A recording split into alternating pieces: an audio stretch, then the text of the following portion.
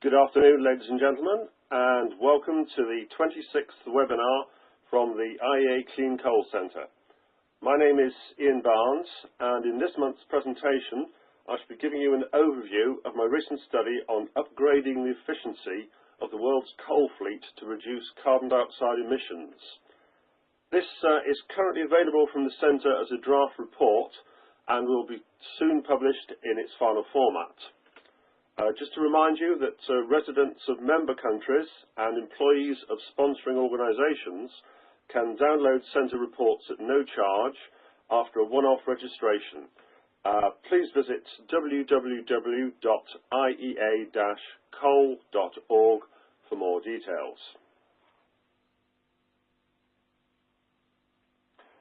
Now, this study builds upon the work undertaken by the IEA in 2012, looking at the prospects for high efficiency, low emissions technologies and the role they can play in reducing carbon dioxide emissions from coal-based power generation. This specific study drills down to give a little bit more detail on the issues for important coal-using countries and how these might be implemented over the next 40 years or thereabouts. The predicted emissions from the modified coal fleets are presented, and outline costs of deployment where possible are tabled, and significant trends both from the study overall and for individual countries are highlighted. And finally, next steps in taking the work forward are set out.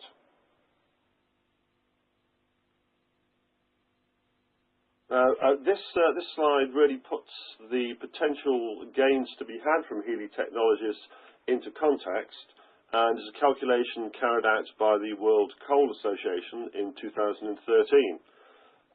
They calculated that if the world coal-powered fleet with an average operating efficiency of 33% was replaced overnight with state-of-the-art HELE units operating an efficiency of 45%, 2.25 gigatons of carbon dioxide annually would be saved, which is a very significant amount of carbon dioxide. It's greater than the current total carbon dioxide emissions of India and corresponds to approximately 19% of the total annual emissions from the power sector.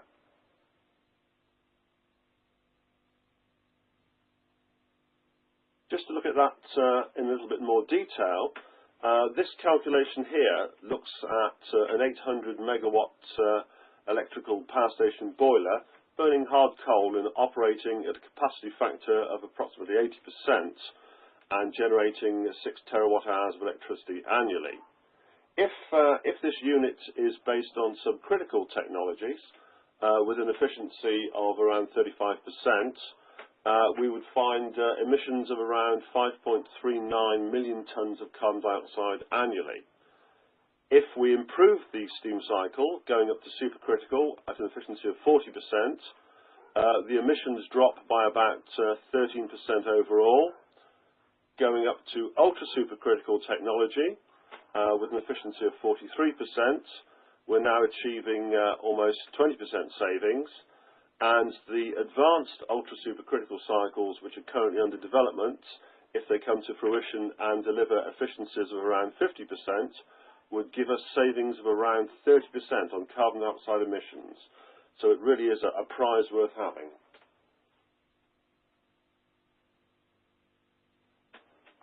Right, the methodology of the study was developed to enable the same techniques to be applied country by country, building on well documented and widely accepted data, and how this could be used to look at the development of the coal fleet and possible HELE pathways.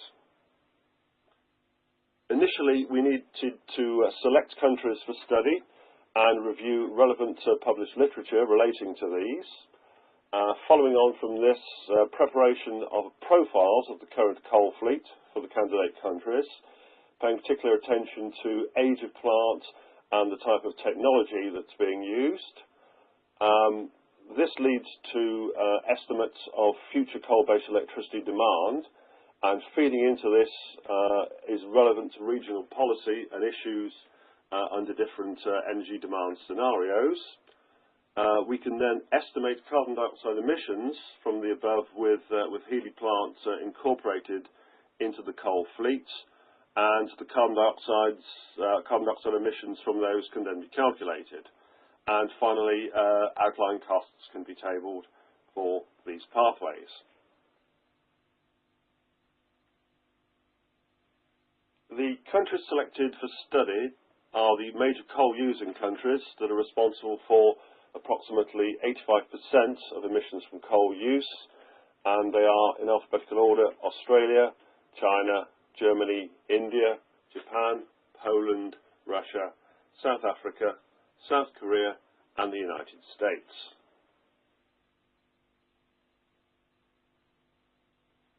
The profiles of the individual coal fleets were developed by abstracting data from the UDI World Electric Power Plants database, which is more commonly known as the Platts database, and the results are shown in this format, where capacity is grouped by year of commissioning and the particular technologies indicated by the different colours here.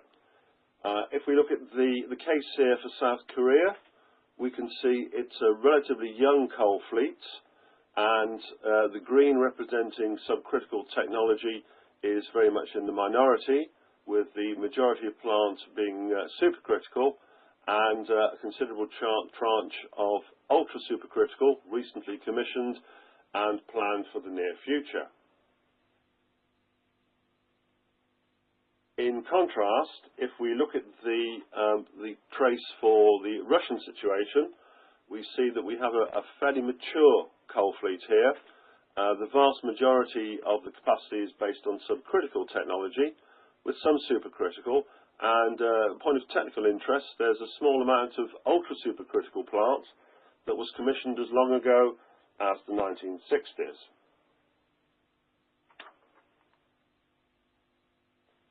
Now, future coal-based electricity demand was taken from the predictions published by the US Energy Information Administration Energy Outlook 2013,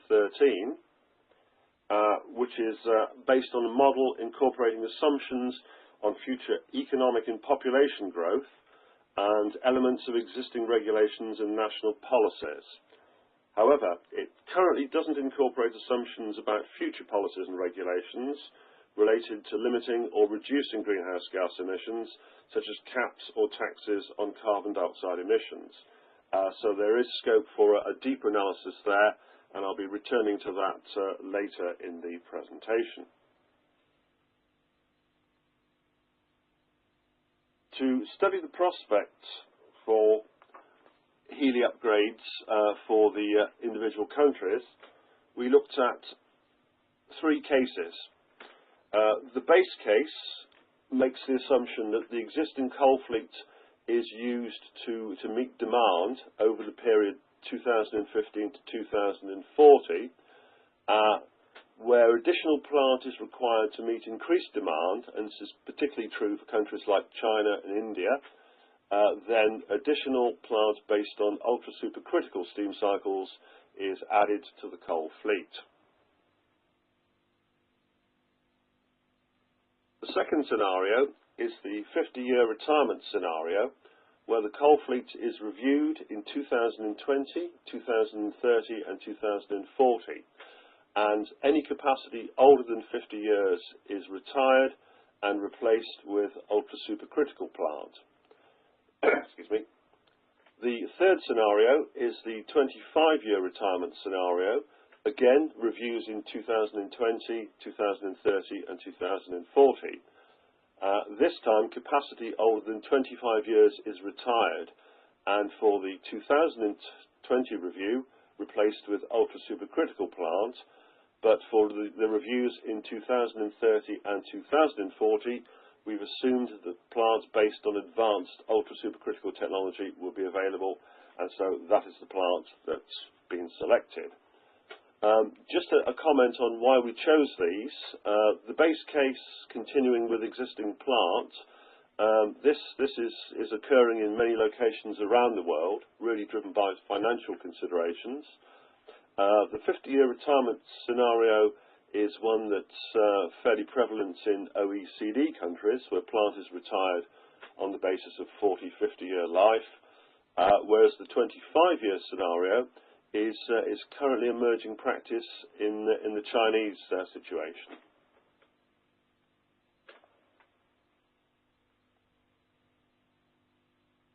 Right, for each of the years under study, we looked at the coal-based electricity demand and how that could be met from the coal fleet under each of those three scenarios which I outlined in the previous slide.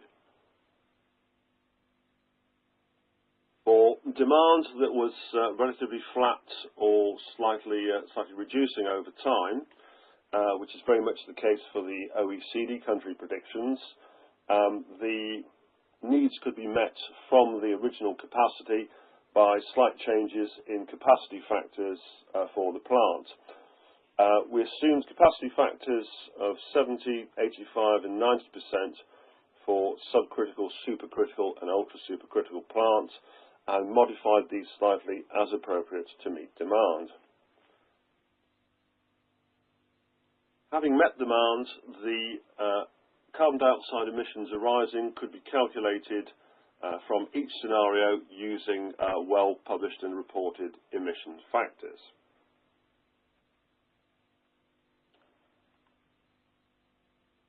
The results from each of these modelling scenarios are presented in the form that you see here, where the area plot represents the composition of the coal fleet at each of the review dates. Just to remind you, where green represents subcritical plants, purple supercritical plants, light blue corresponds to ultra-supercritical plants, and orange plant based on advanced ultra-supercritical steam cycles. The predicted coal-based electricity demand is shown by the blue line with diamond markers, and carbon dioxide emissions by the red line with square markers. Just to further illustrate how this process has worked, I'm going to take you through the case for the 25-year retirement scenario for the Indian situation. Here we see the coal fleet in 2015 with an installed capacity of approximately 230 gigawatts, comprising very roughly 2/3 subcritical plant and 1/3 supercritical plant. We have the corresponding predicted electricity demand, the blue line there, and the carbon dioxide emissions arising from meeting that demand shown on the red line. Moving to 2020, and we see the blue line has moved up as demand rises, and also we've entered the first plant review period, which results in a tranche of retirement of subcritical plant. Now, the shortfall in capacity caused by that, plus the increase in demand, is met by commissioning new ultra-supercritical plants, and we can see that coming in with the light blue trace at the top of the area chart there. The carbon dioxide emissions have increased, but you'll see that the increase is not as steep as the increase in demand, being offset by the introduction of the more efficient technology. Moving to 2025, demand continues to rise. No plant is retired at this point here. As you can see, the carbon dioxide has moved up with the increasing demand for electricity. Moving to 2030, and we have our second review period. We're now retiring some more subcritical capacity, and this time we're introducing plant based on advanced ultra-supercritical technology to replace the retired plant and to meet the demand, which, as you can see, continues to rise quite steeply. It's interesting to see that the carbon dioxide trace, though, is, although increasing, is not increasing as steeply as the increase in power demand. Moving to 2035, again, we see we need additional plant to meet demand, and again, this is based on advanced ultra-supercritical cycles.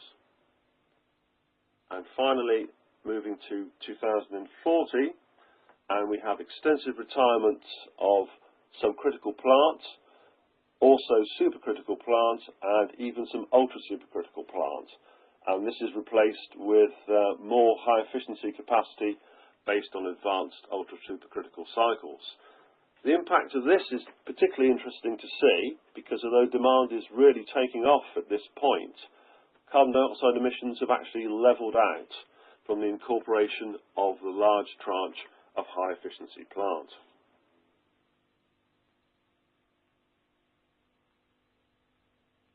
Now, this slide takes the situation on a little bit further by assuming that from 2030, carbon capture and storage will be available and fitted to plants other than subcritical. So supercritical, ultra-supercritical, and eventually advanced ultra-supercritical plants fitted with carbon capture and storage systems, giving 85% capture under this projection. We can see the immediate reduction in carbon dioxide that follows, but I'd like to draw your attention to the interesting feature in 2040, where the retirement of the subcritical plant, which is not fitted with carbon capture and storage, the replacement there with advanced ultra-supercritical plant, which is fitted with carbon capture and storage technology, brings about a double saving of carbon dioxide.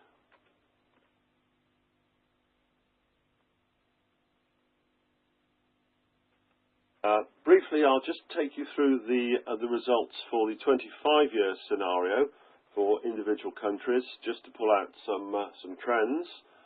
If we look at Australia, we see a projected fall in electricity demand, relatively mature coal fleet, so the first review results in a substantial retirement of plants and a replacement by initially ultra-supercritical and then advanced ultra-supercritical plants. We see a sharp fall in carbon dioxide emissions for the first upgrading, and then the trend generally follows the trend line of coal-based power downwards.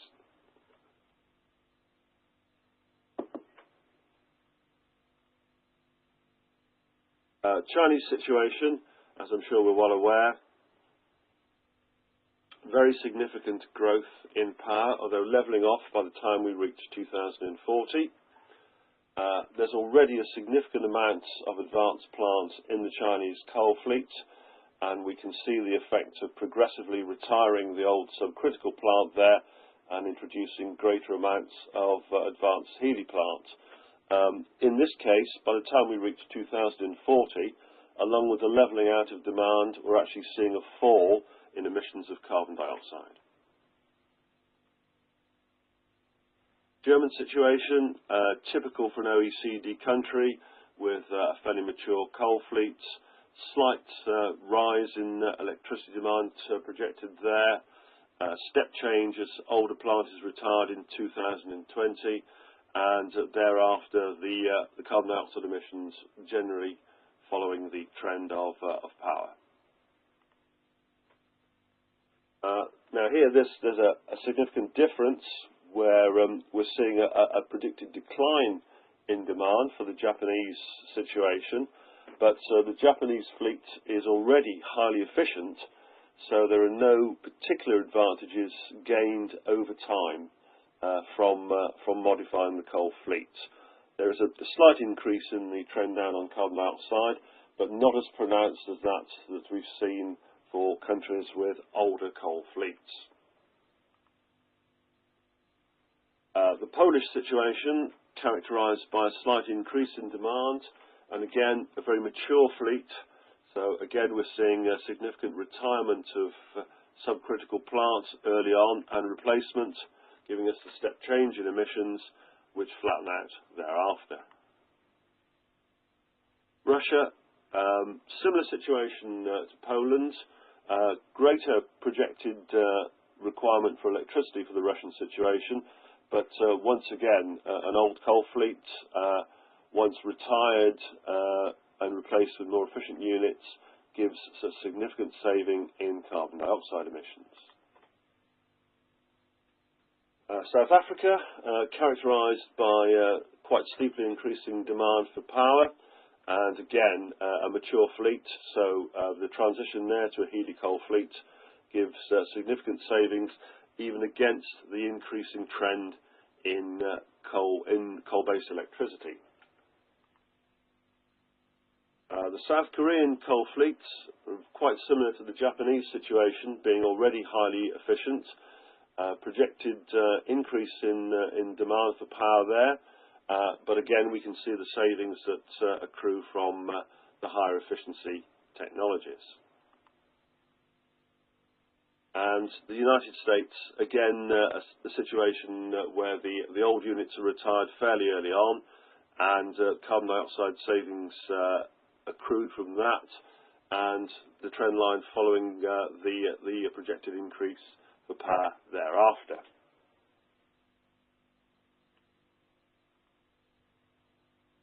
Right, so a number of trends have emerged from this study, which have been summarised on the following slides.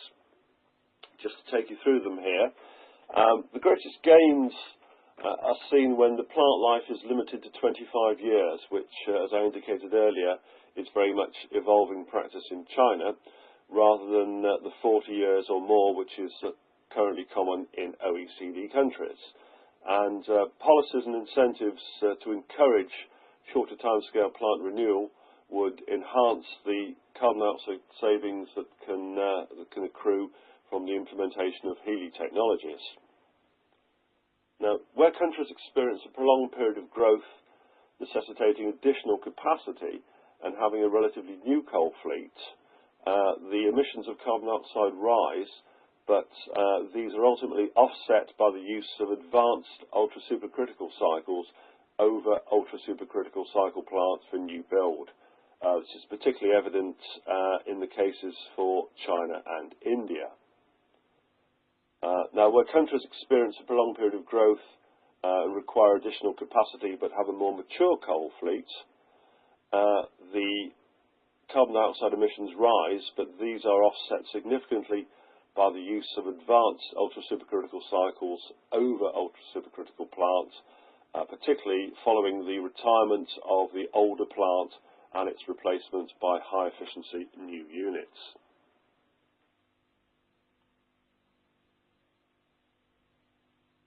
For the situation in countries like Poland and Russia, experience a prolonged period of growth and requiring additional capacity, but having a very mature and relatively inefficient coal fleet, these countries see falling levels of carbon dioxide emissions even with a growth in electricity demand. For countries with a relatively low to moderate level of growth projected and having an efficient coal fleet already, this is the case very much for Japan and South Korea, the benefits are not really seen until 2040, when some of the advanced plant is sufficiently old to be retired and replaced with advanced ultra-supercritical units. An additional point here that's, I think, worth bringing out is that as an existing coal fleet transitions to a HELE composition, it becomes smaller in terms of the installed capacity. Now, this could have potential benefits for the siting and replacement of plant, particularly in countries where planning regulations are demanding and relatively time-consuming. A few key messages here for individual countries that have been pulled out. In order of size of carbon dioxide emissions currently, China is already benefiting from an actively pursued HELE upgrade policy, which avoids significant quantities of carbon dioxide. And if China continues with this policy and implements advanced ultra-supercritical technology when this is available, the emissions will level out by 2040.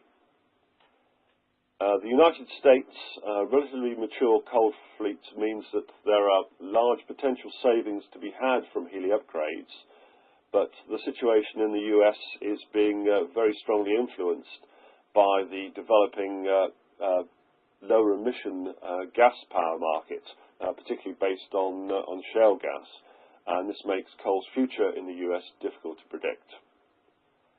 India has the fastest growing coal fleet after China, and if HELE technology is implemented in the Indian situation, significant savings can be made.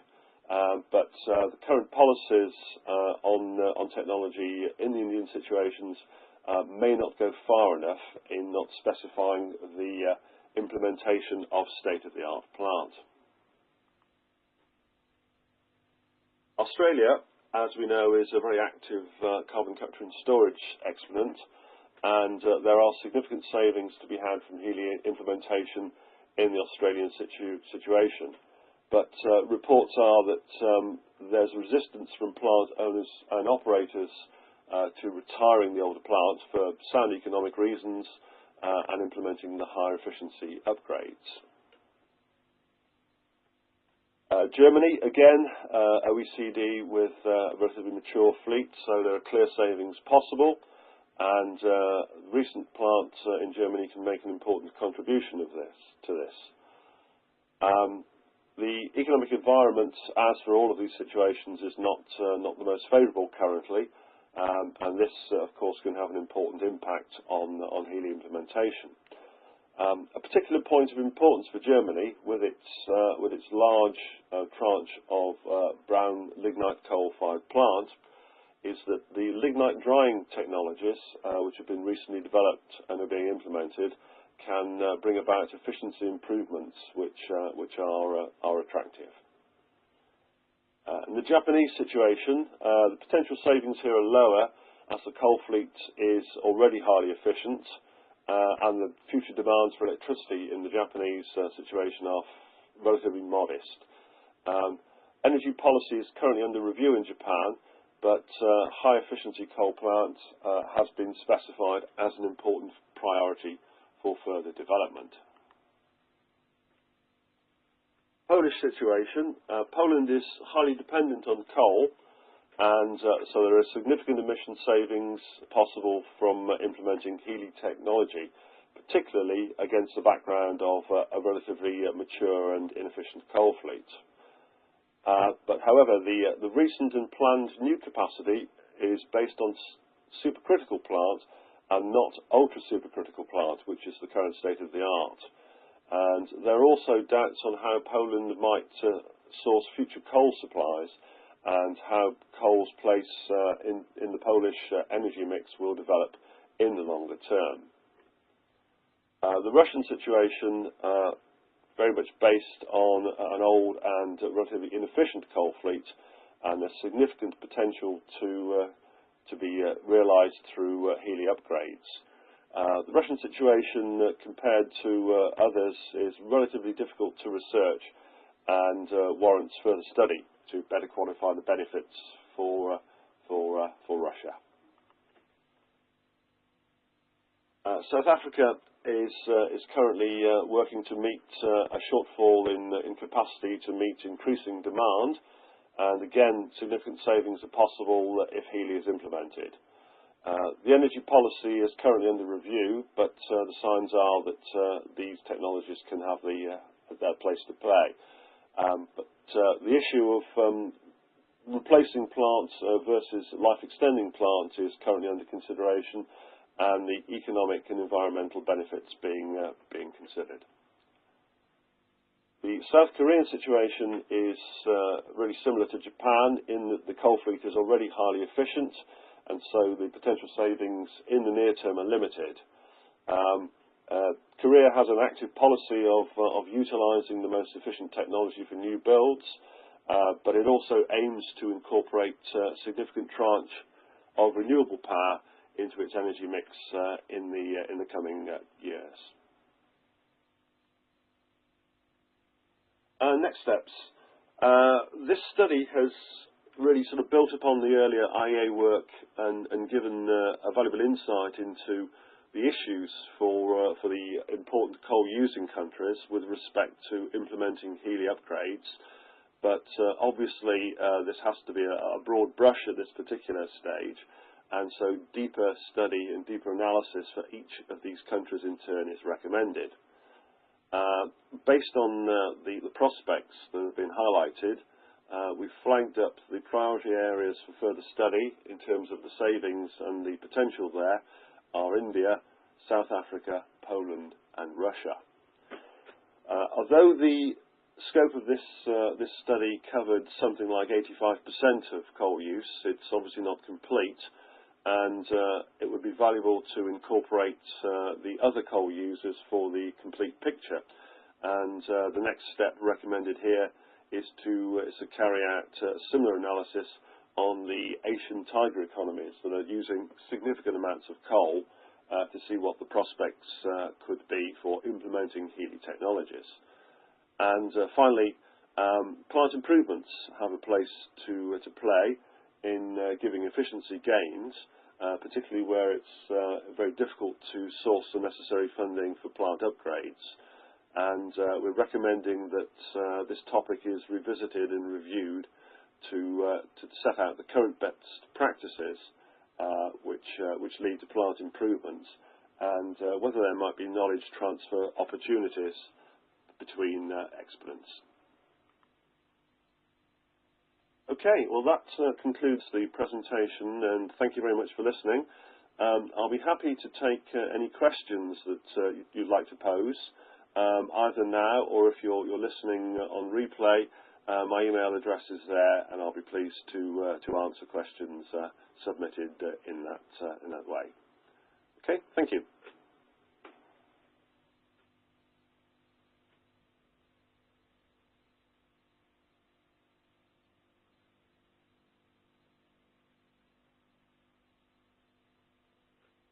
So we've got some questions coming in now.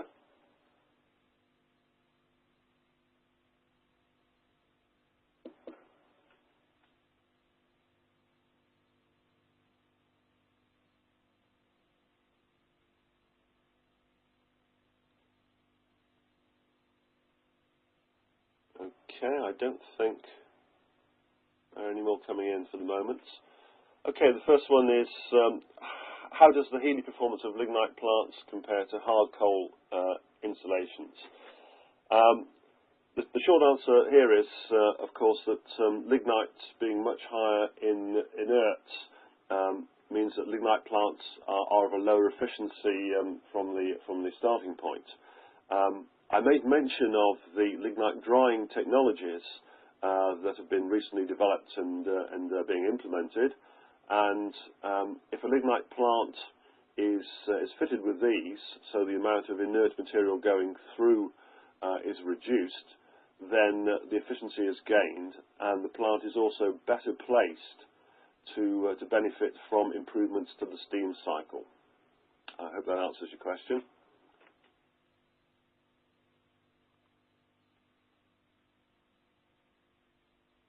Second one, please describe the factors leading to the 25-year plant lifetimes in China. This has really come about from policy in China to close initially the very old small capacity units, which were very inefficient and giving rise to very serious air pollution in regions of rapid growth. And the Chinese are now building upon this to really ensure that they have the best performing plants to make the best use of coal, which is an important resource for the Chinese, and also minimizing emissions. Okay, and another one's just come in there. Are you sure that 700 degrees C AUSC power plants will be commercially operating by 2025? Well, I think the short answer is no. We're going to have to wait and see on this. As I'm sure the listeners are aware, there are a number of programs around the world very active in establishing these advanced steam cycles. but there is still a considerable amount of work to be done before these plants will be available. I mean, very recently I heard a view presented that it could be 2030 or even later before this plant's available, but we'll have to wait and see, I'm afraid. And another one's come in.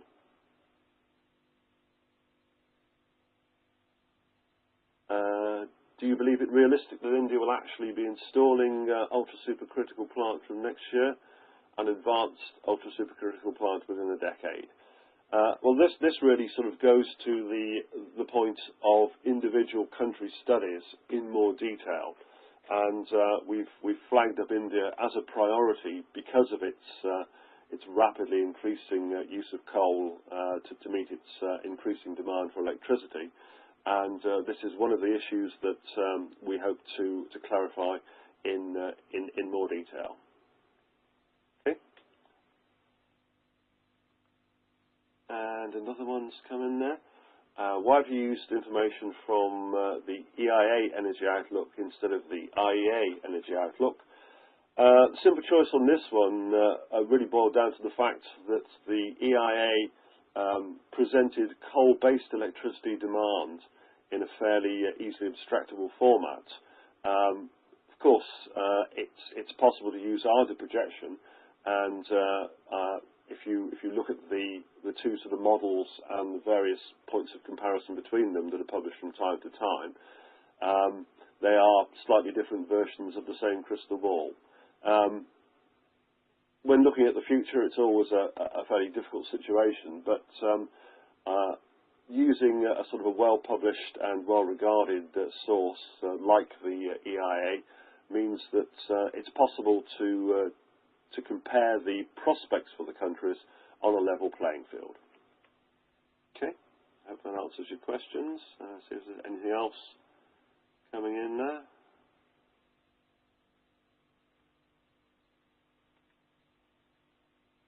Okay, well, nothing coming in at the moment.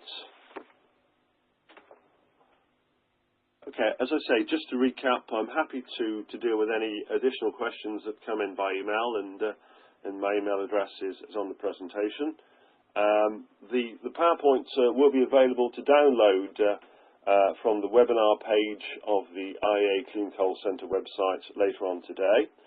And if I can just remind you that next month's webinar will take place on Wednesday the 18th of June at midday UK time, and details will be announced soon on the IEA website.